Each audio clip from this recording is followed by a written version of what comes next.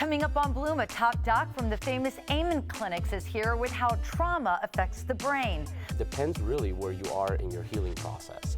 I think another thing that a lot of people don't do is wait on themselves, have some patience in this process. The emotional trauma takes a long time to heal. Plus, we're whipping up a brain-boosting Mediterranean salad. And the Today Show's Joy Bauer has something healthy for your sweet tooth. We'll have all that and more as Bloom, presented by Lifeguard Imaging, starts now.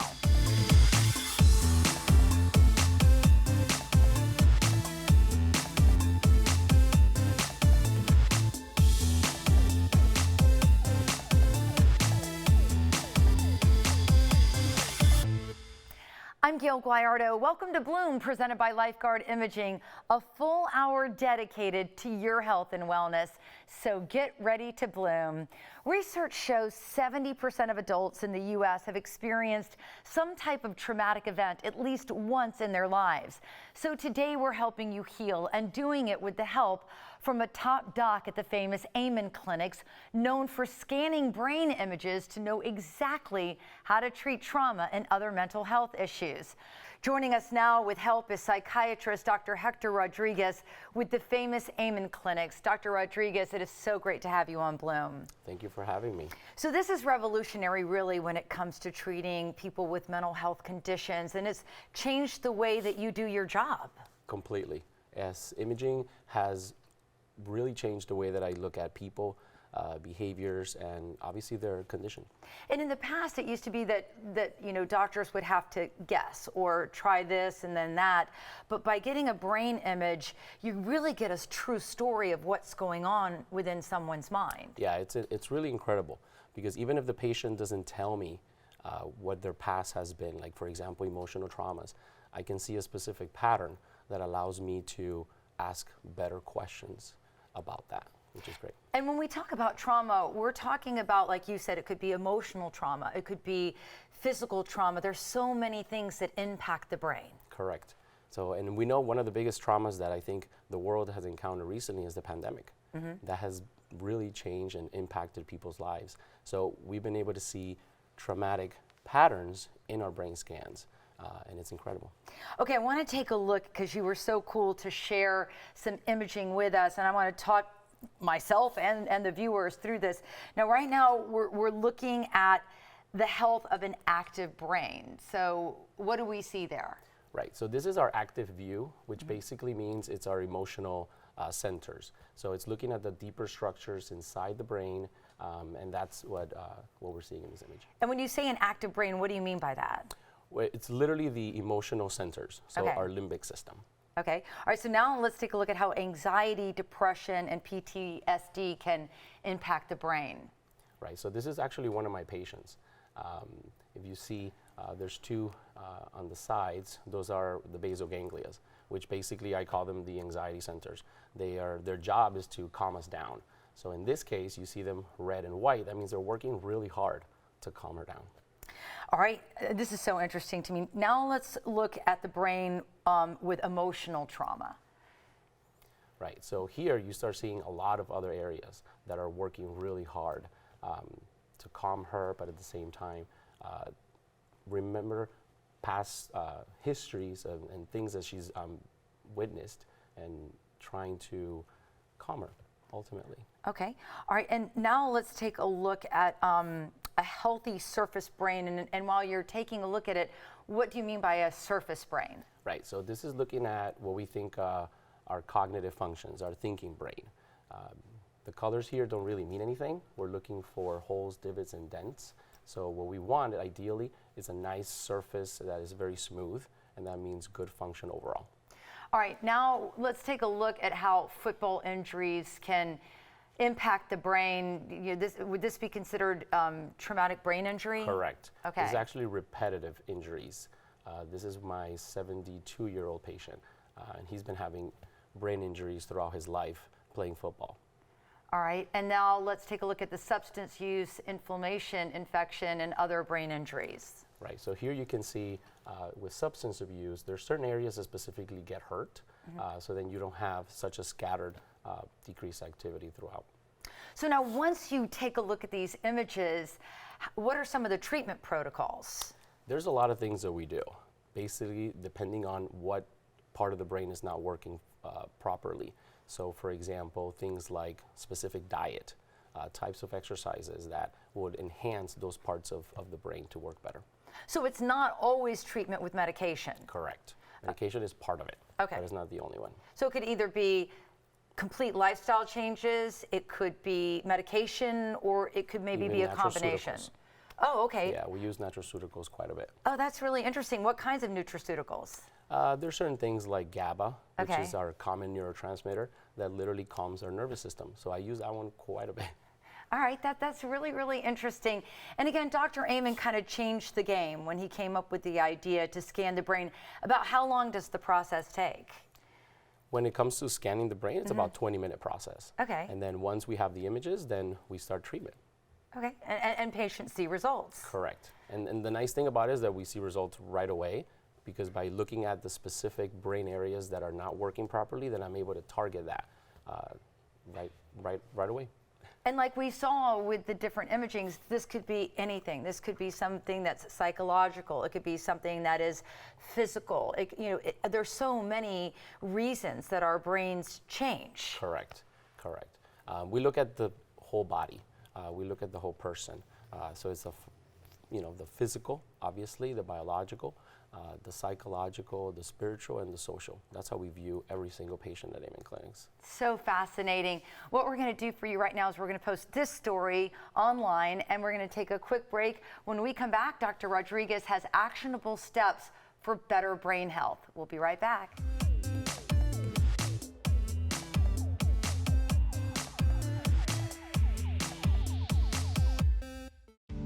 You're watching Bloom, presented by Lifeguard Imaging, saving lives through early detection. Call now 813-582-5222 to schedule your scan today.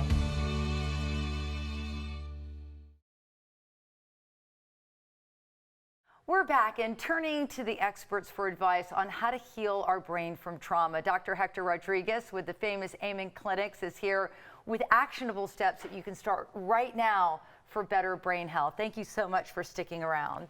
Of course, thank you for having me. So we're talking about how to overcome trauma and how to heal, and that can be from many different things in life. Correct. Sometimes the most common ones are family-related events. That's the most common thing that I have been able to encounter with my patients. So what are some steps that we can start taking to heal from that? I think one of the first things is get professional care.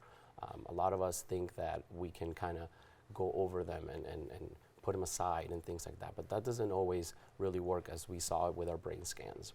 Yeah, and you do look at, if you're just tuning in right now, the Amen Clinic is famous for scanning brains so you know exactly how to treat what's going on. So if someone is dealing with, let's say, past family trauma or something they just cannot step away from, will it show in the imaging? Yeah, it would definitely show. And that's what we call a diamond pattern. So when we see that pattern, immediately it changes the way I interview the patient. A lot of the times I'll have family members step out of the room so then I can ask more specific questions. 70% of the time those patients will look at me and say, "How did you know?" And it shows in the brain. Correct. That's unbelievable. So you talk a lot about building resilience. How do you help patients do that? Right, so by literally building a whole system of care, depending on the type of scan or the parts of the brain that are working, I recommend specific therapies, for example. There's a lot of different out there, for example, cognitive behavioral therapy, EMDR, things like that. All right, so if you are just joining us and you want to take a look at one of these scans, we're going to bring up a healthy brain. When you look at a healthy brain, what stands out? Basically, you want to have a lot of the blue. As you can see here, that means normal activity. It's not working too hard or underworking. And then that bottom part there is called the cerebellum, which is always on. It's always working. Okay. And you say one way to start moving towards better brain health is to not isolate yourself, which is what a lot of people do when they're not feeling centered. Correct. Building a support system is one of the other steps that I try to get my patients to have.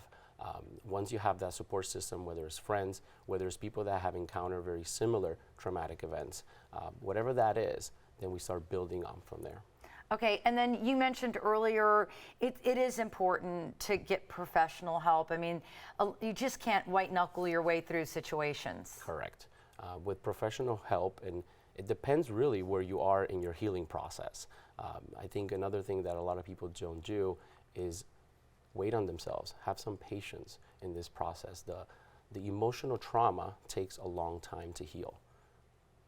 And I also think, doctor, that when someone is dealing with emotional trauma or memories that they don't want to think about, they don't face it. But you say that in itself, not facing it, could be a big barrier to healing. Correct. A lot of the times, by kind of like sometimes putting them aside and not working them through, what ends up happening is you can later in life have another trigger, another stressor, and symptoms just resurface again. And I know at the Amen Clinic, you know, you're big on approaching patients holistically. So that could mean, you know, what they're eating, how they're exercising, you know, what kind of supplementation they're taking. But if there's medication that's needed, by looking at a brain scan, are you better able to prescribe? Correct. Those specific areas, whether they're working or underworking or working too hard, it literally helps me as a psychiatrist also choose what class of medications I should be using more, which is great. It's fascinating. And for me as a psychiatrist has revolutionized the way that I treat patients. Yeah, for you personally, how has it changed how you treat? I now really can turn it off. Right? Like when I talk to people, I can start envisioning their scan and what are the parts of the brain that are working hard or underworking. This is such a fascinating subject. We appreciate it. I know that you are coming from the area down south of here, closer to Miami, the Hollywood, Florida area. So we appreciate you taking the drive up to Tampa to talk to our Bloom viewers. Anytime. Thank you so much for having me. Thank you. And we're going to share Dr. Rodriguez's advice on BloomTampaBay.com. And before we go to break, it is time for today's Bloom trivia question. True or false? Everyone who experiences trauma will develop post-traumatic stress disorder. We'll have the answer later on Bloom.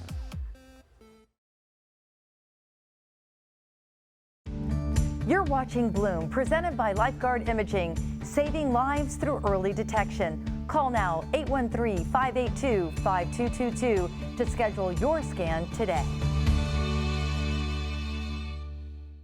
Welcome back to Bloom. There has been no shortage of news about the terrible triple A's recently: ADD, ADHD, and anxiety.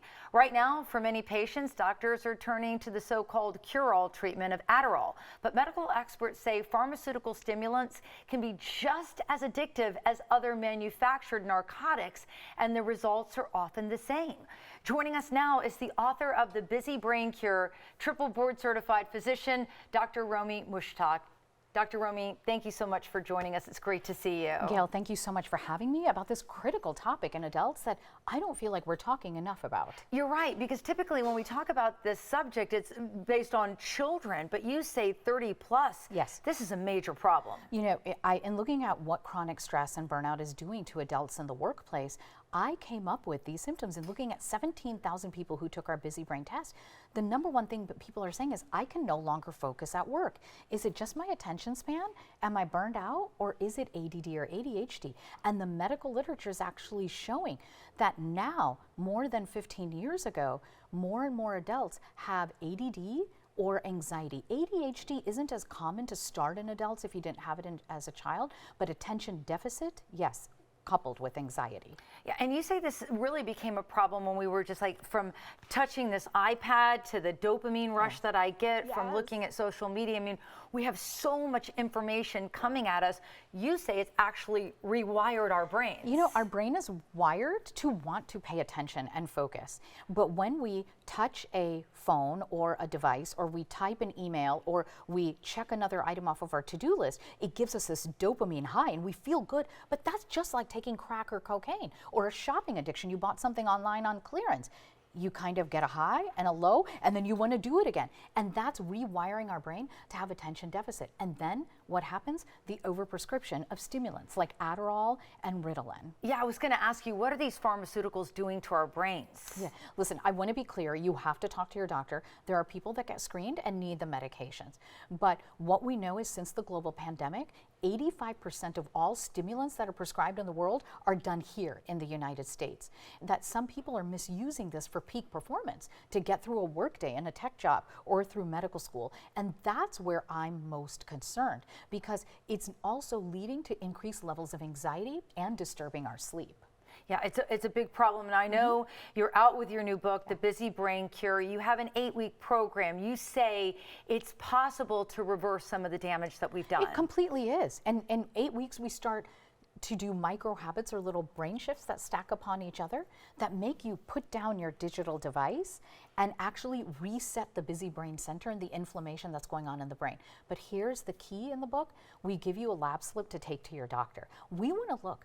Are you wondering, is there something deeper going on in my brain or in my hormones that could be causing that lack of focus? And guess what? It turns out in men and women, it is both a thyroid hormone and your vitamin D as in dog levels. Yeah, and what's so interesting, until you meet a doctor like yourself, who you actually stepped away from clinical medicine. You were a prominent neurologist, you were firing on all cylinders, your own health led you to make a big life change. Yeah.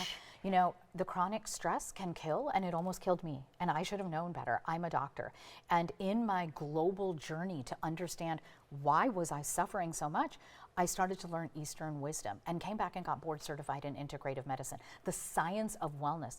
And then in the last 7 years, working with corporate clients who also have a busy brain, difficulty focusing and anxiety, I was compelled to do the research. 17,000 people took our busy brain test to help me understand what's going on so we could find the cure. Yeah, and I want to circle back because I wanted you to tell a little bit about your backstory so that people understand you come from medicine. Yes. Yet you completely believe in taking it the extra mile. You say the blood tests that we're doing, let's say for our thyroids, which I suffered for many, many years, and I was just getting the regular blood panel, but you say that's not enough of a snapshot to get a true understanding of how to treat a patient. Thank you. I'm so glad that we're going to double click on that issue. You know, in traditional medicine, I too went through that, and I was a doctor. I thought, gosh, something seems off. I wonder if I have thyroid. And most doctors will check maybe 1-2 labs. There's a panel of 8 thyroid labs that are so important to check. In women in the United States, 1 in 8 women are walking around with low thyroid levels, and maybe the only symptoms they're having is anxiety and difficulty focusing, and they're self-shaming them, and it's with mental and brain health issues, not realizing that there's a dangerous thyroid condition underlying that.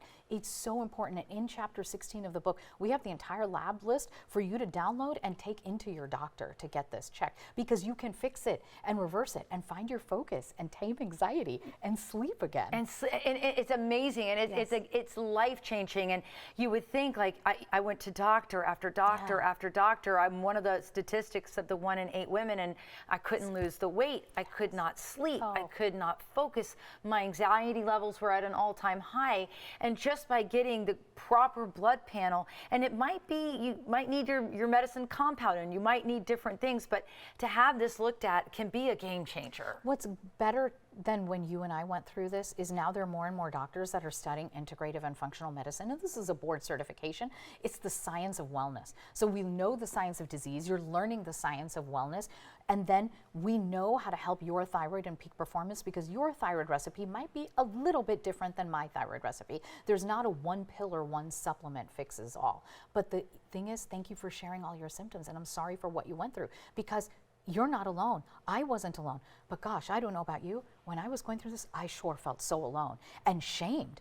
And it was a thyroid gland that needed to be optimized. And here I am, turning 50 this year. I feel cognitively sharper and calmer than at 25 when I graduated from medical school. Yeah, it's true. I feel the same way, and that's why I keep talking about it again and again, because I know there's so many, especially women out there, that suffer in silence. They don't know what to do. Your book, an 8-week journey that you take your readers through so they can pivot and get their brain health and their hormones balanced. And it's not going to get in the way of parenting, taking care of your elderly loved ones, or your job. It's 8 micro habits that stack upon each other week after week that take 30 minutes of your time, that start with restoring your sleep and then boosting your daytime energy levels. And the best part is, Gayle, you don't have to go on a diet. Yay! Yay, no diet. You had me at that. Well, Dr. Romy, thank you so much. It is such a pleasure to have you on Bloom. Thank you. All right, we're going to share Dr. Romy's story on BloomTampaBay.com, and we will be back with more Bloom right after this, so don't go away.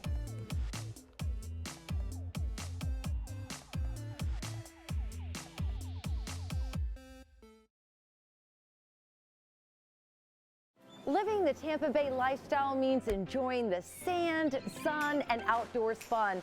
So get out, get active, and nurture those healthy habits. Hey there, I'm Gayle Guyardo, host of Bloom. Now there's a new all-inclusive place with everything you need to shape your lifestyle, boost your health, and improve your wellness. BloomTampaBay.com, Tampa Bay's premier health and wellness website, made to help you feel good. Whether you're a fitness fanatic, beauty buff, or just want to take your first step towards positive change, this free website is for you. See the Bay Area's hottest fitness products, the latest workout crazes, and learn nutrition tips from the experts. Plus, discover local events and experiences designed with your well-being in mind. Cultivate a healthy mind, body, and soul. Check out BloomTampaBay.com, your local health and wellness website. That's BloomTampaBay.com. Welcome back to Bloom. We're hearing a lot about the brain-gut connection, and one way to improve that is through vagus nerve restoration. Joining me now is craniocervical specialist Dr. Chris Slininger. Dr. Slininger, it's great to see you. Thanks for having me back. So let's talk about the vagus nerve. What exactly is that? So the vagus nerve is a nerve that goes from the brainstem, which is the lower part of the brain, through the neck to the abdomen and the chest. And it controls a lot of the functions like the lungs, it influences the heart, digestive issues, and the lower gut. And so a lot of people that have vagus nerve issues will have things like dizziness, they'll have nausea, anxiety, sometimes breathing difficulties, or even high blood pressure. Yeah, we were gearing up for this story, and we were talking in the Bloom office, and my producer, Sarah Smith, was actually passed out from a vagus nerve issue. That can happen? It can, yeah. The vagus nerve is so important because it controls and influences a lot of our autonomic functions, which are the things that happen automatically. Like, you're not thinking about digesting lunch, are you? No. Right? So it's automatic to Right. us, and that's what we mean by autonomic. So it has a huge influence over the way the things that keep us alive without us thinking work. Right? Breathing, heart rate, digestion, all keep us alive. We don't think of it. We think about what do I want to eat for dinner tonight. Exactly, Yeah. exactly. And you're a believer that the vagus nerve needs to be restored. That's right. So there's a lot of information about vagus nerve stimulation. I always like to put it this way: why would you need to stimulate a nerve if it's working properly? So instead of trying to just take a weak nerve and stimulate it, let's get it restored instead. So restore the function. How do you do that? Well, a lot of times you can have a misalignment in the upper neck that's interfering with the place where the vagus nerve originates. Which the is brainstem. where? Okay, it's in the brainstem. It's in the brainstem, which sits in the lower part of the skull and the upper part of the neck. It's an area called the craniocervical junction. Cranio is head and cervical is the neck. And so if you get a misalignment in that upper neck area, it interferes with the nerve signals running through it, including the vagus nerve. And then the vagus nerve will either be hyperactive or hypoactive, so it's working more than it should or less than it should, and it affects the functions of whatever that vagus nerve goes to. All right, let's talk about your specialty, because you and I have talked about this before. Whenever we talk about the neck and the upper, head area of the brain, people get very nervous. They don't want to be adjusted. They don't want to be popped, snapped, cracked, any of those things. But that's not how you do it. I mean, there are tools to aid you to align people's neck and head area. Yeah, that's right. That hesitation is very real. It's very common. So what we do is we actually use a percussive sound wave adjustment instead of twisting, cracking, and popping the neck. That means you don't have to have your head turned, there's no popping, there's no discomfort with it, and we're able to use this percussive sound wave adjustment to realign the upper neck bones. When they're out of alignment, it interferes with the signals running through it, but if we can put them back in their proper position, gently and precisely, then we can restore the nerve signals running through it. Now, how many treatments would somebody have to go through to get their neck aligned? Well, that's different for each person. So some people can stabilize quite quickly. Other people might have had injuries like a whiplash or a concussion that made the joints in the upper neck unstable. And for them, sometimes we have to have them under care for a couple weeks, even a couple months before they start to see some stability.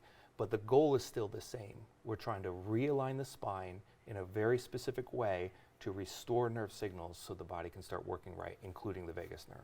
In addition to the vagus nerve, what other areas do you treat for people as a cranial cervical specialist? So some of the most common things that we see that come from issues in the upper neck are things like headaches, migraines, dizziness and vertigo, balance issues where you feel imbalanced, or even a balance issue in your spine where your posture is not right. A couple other ones, people will have ringing in the ears or tinnitus. Brain fog is very common. And then neck and back pain are just typically associated with this problem, especially if you have a couple of these symptoms together. That would be a very clear indicator that there might be an upper neck issue. Dr. Slininger, as always, we really appreciate it when you come on Bloom. Well, thank you so much for having me. Absolutely, and we're going to share Dr. Slininger's story on bloomtampabay.com. And when we come back, it is time for our weekly What the Health with the Today Show's Joy Bauer. Bloom, we'll be right back.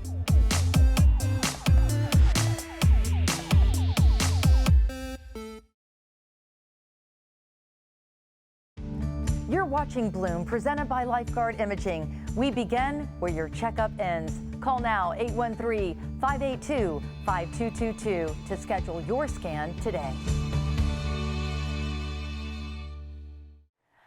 Welcome back to Bloom. It's time for this week's What the Health with our friend, the Today Show's nutrition, health, and lifestyle expert, Joy Bauer.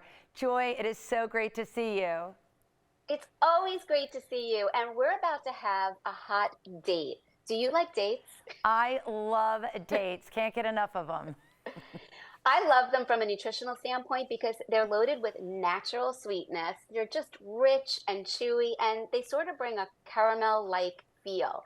And so what I wanted to do is have some fun and, create a little culinary magic out of my New York kitchen with you and share two different recipes that really feature the versatility and the assets of dates. Are you ready? I am so ready. So we're going to start with a savory version. Well, it's sweet and savory because the dates bring the sweet, and we're going to wrap them in bacon, and we're going to stuff them with some goat cheese or feta for like the ultimate appetizer, but it could be a snack as well. So all you need, I have my dates over here. I sort of cheated because when I went to the store, I saw that pitted dates were available. So I went ahead and I bought the pitted dates. But if anybody buys the dates and they already have the pit in, all you need to do is slice them in the middle, over the middle, and then pop them open, and the pit will very easily be removed. So there's my date. I'm wrapping a half a raw slice of turkey bacon. I put a toothpick in. There you see on some of them I'm putting in goat cheese, some I put in feta. You wrap them up, and then you put them in the oven at about 400 for roughly 14 minutes. And so that's what they look like. And I'm just going to tell you a little bit of a trick that I do and why I'm using toothpicks.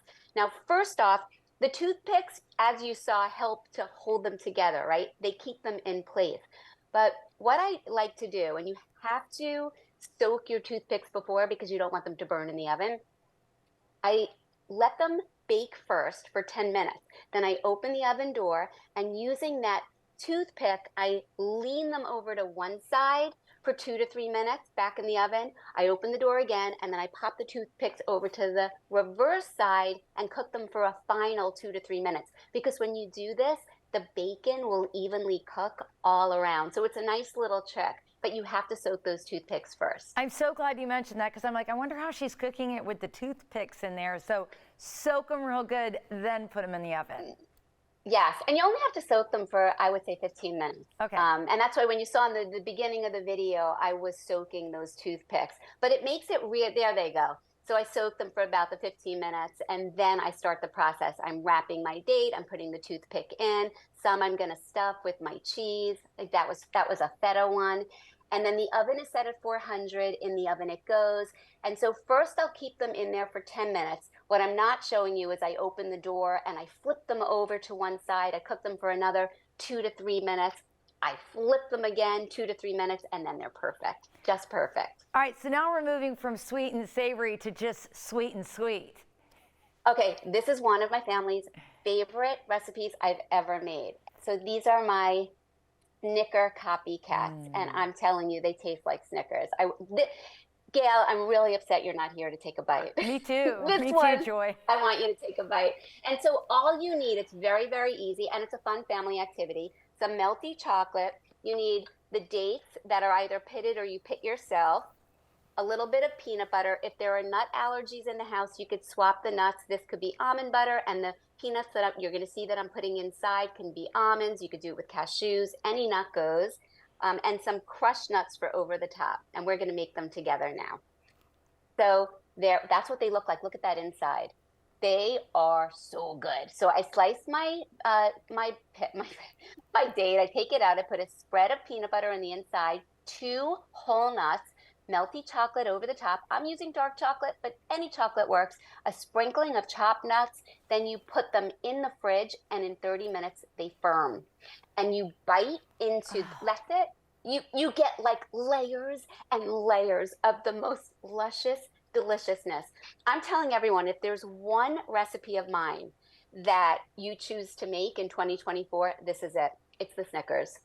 My jaw was literally like it was dropping as I watched it, because I love dates. And the best part about dates is you don't need to use a overly sweetened processed peanut butter. You can actually use a raw nut butter, because the date itself is so sweet. It's the perfect, I mean, those look so good. I mean, that's like. And you nailed it. You nailed it. The flavors mingle together and you feel like you're eating a sweet caramel candy bar like combination. Yeah, and really. It's really something. When you work in the date and then the good peanut butter or any kind of nut butter and the dark chocolate, I mean, all things considered, in a dessert kind of world, that's a good pick. Yeah, and what I do sometimes is I'll make like a whole great big bunch, and when the chocolate hardens, don't freeze these, because when the dates freeze, you're going to hurt your teeth. These go in the fridge. You keep them in the fridge. I'll take all of them and I'll put them in a mason jar with a big ribbon around it, and it's a great gift to give to people. They just love them. This is brilliant. I love all your recipes, but this one I'm definitely trying when I get home. Thank you so much, Joy. It's always so good to see you. You got it. Bye, everybody. I'll see you next week. See you next week. And we're going to share this story and these recipes on our website, bloomtampabay.com. Follow Joy on social media, and we'll be right back. Welcome back to Bloom. More research is emerging showing there is a connection between your gut health and your mental health. And studies show a Mediterranean diet is associated with healthy brain aging. And here with ways to improve your brain-gut connection is the Happy Healthy Human coach, Michelle Cuff. It is so great to see you. Thanks for having me. I love the Mediterranean diet. I know. It is like a fan favorite, and for so many good reasons. Yes, and in deep diving and researching this more, I'm like even more convinced that this is, I should have been born to that. Yeah, not the Cubans. in one of those blue zones. Yeah, why was I born to the Cubans? Because I can't do a healthy. You should have been an Italian like me, right? Yes. So this term Mediterranean diet was coined around the 1950s because they noticed that the people who, you know, around the sea there, like Italy and Greece, they were living longer and they were really, really healthy. So what they mostly eat is whole grains, legumes, fruits, vegetables, lots of healthy fats. So olive oil is a staple, avocados, and they really focus on fatty fish. So that's their preferred protein source, is wild-caught salmon and those kinds of things. They do eat a little bit of steak and things like that, but they limit it. Okay, and you and I have talked about this before. I mean, healthy fats are so good for you. When fat was taken out of our diets in the early 80s, that's when America started gaining so much weight. We know how to digest healthy fats. Yes, and our brain is 60% fat, so we're learning now that it improves neuroplasticity. God, I sound so smart. You do. I'm going to start calling you Dr.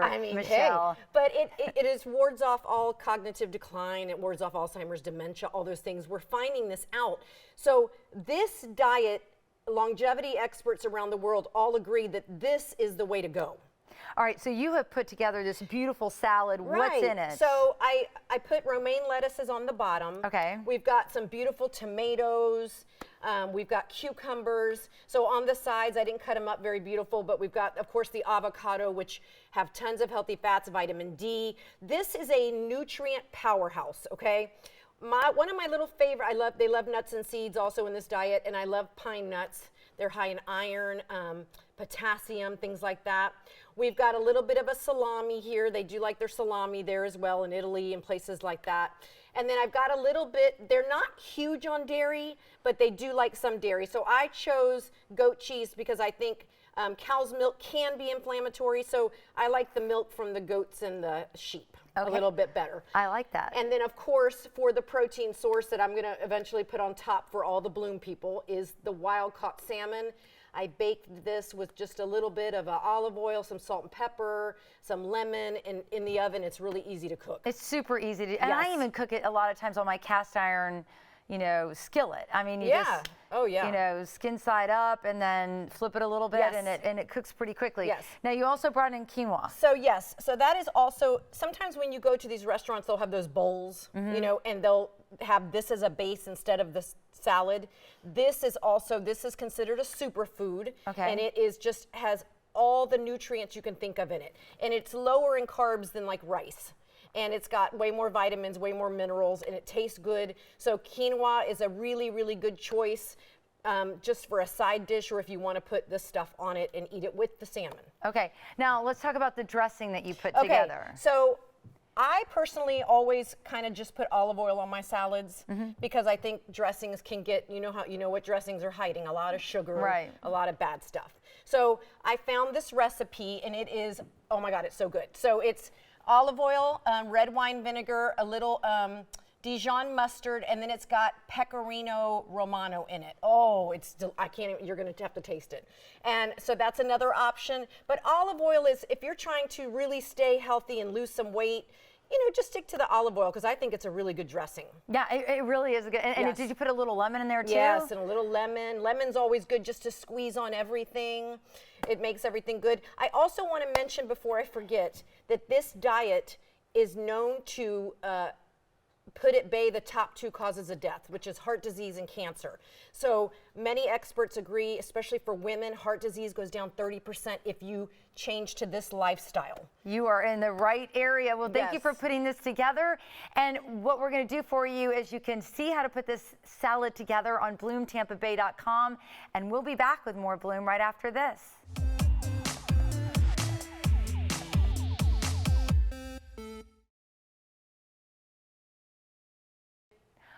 Welcome back to Bloom. We're focusing on your brain health, and there are some myths out there when it comes to the foods we eat. Joining me now is board-certified psychiatrist and the author of Change Your Diet, Change Your Mind, Dr. Georgia Ede. Dr. Ede, welcome to Bloom. Thank you so much, Gayle, for having me. So, Dr. Ede, there is a common myth about antioxidants and superfoods. Could you tell us a little bit about your thoughts on this and your research? Sure. So one of the things I talk about in the book is I help people focus on strategies that actually work. So unfortunately, simply adding more antioxidant-rich superfoods like dark chocolate or red wine to your diet really won't help your mood or memory. Superfood researchers, by the way, they don't study products that you can buy at the store. They use special extracts or products fortified with extra antioxidants. So for example, to reach the dosage of cocoa antioxidants, these are called flavonols, that sometimes show modest brain health benefits in research studies, could mean eating up to 50 bars of dark chocolate per day, more than even the most avid chocolate lover may wish to consume. And the quantity of red wine you would need to drink to reach even the lowest dose of resveratrol, the antioxidant resveratrol in red wine, used in clinical trials is 500 bottles per day. So, what psychiatrist in their right mind would prescribe that level of drinking to a patient with cognitive problems? So, it would be wonderful if all we had to do to cure depression or prevent dementia was eat more dark chocolate and drink more wine. But these strategies don't work. They actually work against you because the sugar in dark chocolate and the alcohol in red wine are both powerful promoters of damaging oxidative stress, the very thing we're trying to fight with antioxidants. And so what actually works much better is, 60% of what Americans are eating today isn't food at all. We're told all the time, consume more antioxidant-rich foods, fight that oxidative stress. We're never told to consume less of the toxic, ultra-processed foods that are causing the oxidative stress in the first place. Sugar, flour, cereals, fruit juices, vegetable oils, and alcohol. Removing these ingredients is the single most important change you can make in service of better brain health. Yeah, I mean, I just think of myself. I've been off sugar, I've been off alcohol, and I cheated with some cakes and cookies during a birthday weekend, and you right away see that inflammation. I mean, your body holds on to it. It's just we just weren't meant to have these kinds of foods. I'm so glad you said that because that's exactly right. And so many people do feel it. They feel a difference when they eat properly. All right, well, Doctor, I've got to tell you, this is really fascinating. Your book, again, is something that outlines this for us? Yes, so I go into a lot of depth about not just the myths about foods, which are distracting us from strategies that actually work, but also, some myths about which foods are healthiest for the brain, how you can reduce your risk for Alzheimer's disease substantially if you have the right information. And so I'm happy to tell you more about that if you're interested, if your listeners might be interested. Yeah, we're definitely going to post all of your information. And I know you're having a metabolic health summit taking place in Clearwater Beach, Florida, here in January 25th through the 28th. So we'll include that information as well. Doctor, thank you so much for joining us on Bloom. You're welcome. Thank you very much for having me. All right, we're going to share this advice on bloomtampabay.com. We'll be back with more Bloom right after this.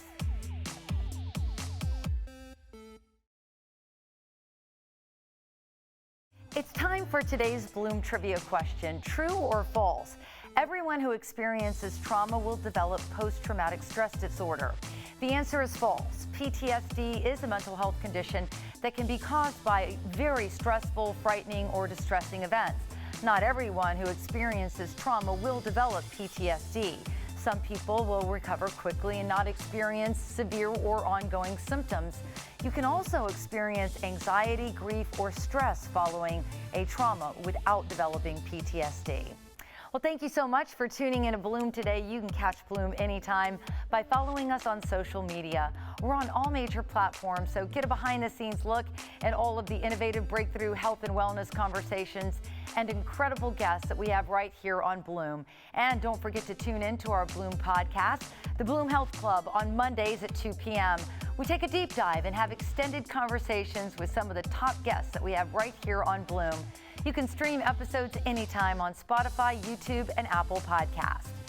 And we hope you'll tune in again on the next Bloom presented by Lifeguard Imaging. We'll talk to a top dentist about what popular weight loss drugs could do to your teeth and mouth. And we'll have your window to the weekend with everything you need to know about the Gasparilla Children's Parade. So stay healthy, everyone, and I will see you on the next Bloom.